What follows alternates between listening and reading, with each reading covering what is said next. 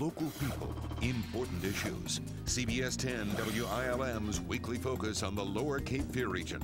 This is Byline Wilmington with your host, Don Ansell.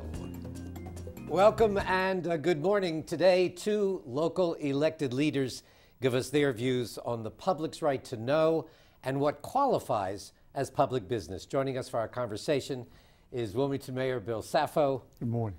And New Hanover County Commissioner Bobby Greer. And correct me if I'm wrong, you're the longest serving commissioner on the board at this point. That's correct, at this time. I want to be transparent. We were talking about this. It was 20 years, right? Or will be at the end of... Just about 20 years now, yes. So you know... And have about another year and 3 or 4 months to go. And we'll do it, I guess we call it an exit interview, about a year from now. But today we're talking about the public's right to know and what is considered public business.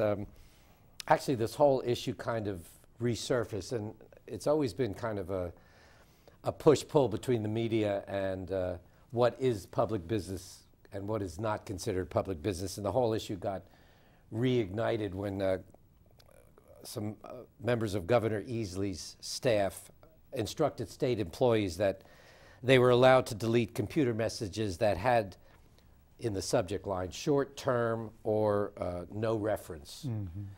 And let's get real broad. Give us your take on that.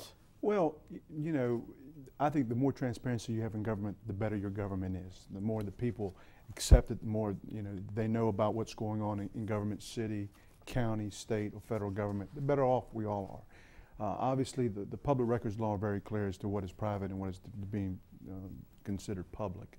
Obviously, if we're dealing with litigation, it's a private issue if it has to do with the city until that thing comes to court. Personnel matters. If we're dealing with a fireman or policeman or a public employee, that is definitely a private matter. If we are dealing with contract negotiations, it's definitely a private matter because we don't want the other side to know what we're going to be offering or vice versa. Obviously, we put the citizens... So it's in the public interest to keep that... Yes. To a certain out degree. Of the public realm for a time. And eventually that all comes to the public anyway, in the course of a public hearing or a city council meeting or a county commissioners meeting. The public knows what we're going to be doing in regards to the contract negotiation. And even in regards to litigation, obviously it will go to the court of law. Tom Pollard, who our city attorney, will try it, or the insurance carrier for the city will try it, and the public will know what happened if the city had to pay a fine or pay a fine or whatever. The issue comes down to is we want to make certain that our employees, as well as our city council, aren't identifying things private that should be made that is the public, issue. And that has been an issue. And we're going to talk a little bit more about that, but Bobby, let me let you make a comment on what we... Well, I certainly agree with what the mayor said. You know, there are certain guidelines that we all have to go by in government. We are a public entity. I, for one, don't necessarily agree with everything. I don't think the public needs to know everything. But there are guidelines. And why not? I mean, well, a lot of... I mean, you talking about the exceptions that the mayor just... Well, some personnel issues, you know. Some people want to know every little detail about everything, and there are rules and regulations of what we can give out and what we can't. A lot of times people think that we're trying to hide something if we hold something back, when by law we're not permitted to expose certain details. Do you think that ever happens, that public officials try to hide things? Well, I'm sure they must. We don't know. but you know, not that it's in the form of an email or any documents or things like that. Well, the mayor mentioned the public records law, so I'm going to put that up on the screen now. Exactly how the public records law is worded. So let's see if we can get that up on the screen. Public record or public records shall mean all documents, papers, letters, maps, books, photographs, films, sound recordings, magnetic or other tapes, electronic data processing records, artifacts, or other documentary material, regardless of physical form or characteristics, made or received pursuant to law or ordinance in conjunction with the transaction of public business by any agency of North Carolina government or its subdivisions. And it also goes on to say that public records and public information compiled by the agencies of North Carolina government or its subdivisions are the property of the people, and that the people may obtain copies of their public records and public information free or at minimal cost.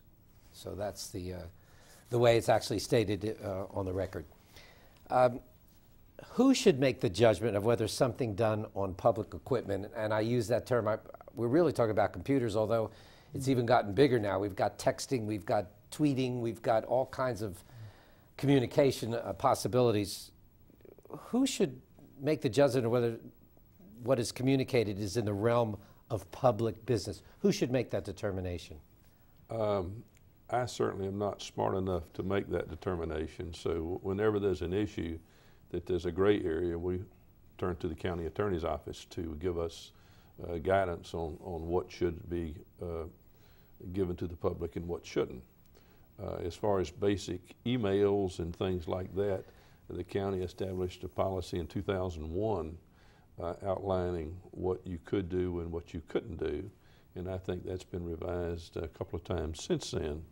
All new employees now in the county have to go through a course in their training, and in that is the list of guidelines of what they can do and what they can't do. Because the whole issue took on a local angle when both New Hanover County and Brunswick County, I believe, took the position that emails marked either confidential or personal were not part of the public record, all based on the judgment of the sender.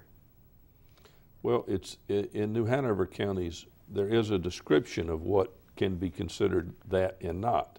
Now, I'm not a big email sender anyway, so I don't think that I have ever sent an email and marked it confidential. Okay.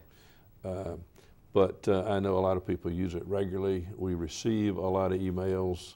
It's a constant battle. One thing that you really don't think of in county, when we do some special use permits, we act as a quasi-judicial hearing, and we can't talk to sides before the meeting. And a lot of people have a tendency to send emails to the commissioners saying, lobbying I'm for a this position, or I'm against this or whatever. So we try to deliberately keep those from us so we aren't biased. But there again, that's a difficult job. When people, as we were talking about earlier, the mayor and I, that now you get a list of people and you punch a button and it goes to everybody. So yeah, you got to be really careful. So Mayor, really any comment on that? Very, very similar comments to what Bobby said. Now, obviously, if we have a question about it, we'll call up Tom Pollard, our city attorney, and say, Tom, is this private or is this public? And he's very explicit as to what's public and what's private. And most of the time, he will tell you it is public. And that's who we go to, of course, give us the definition as to, are we following the state statute according to the law? Okay, when we come, we're going to take a short break. When we come back, we're going to talk about what the North Carolina Press Association considers public. Stay with us.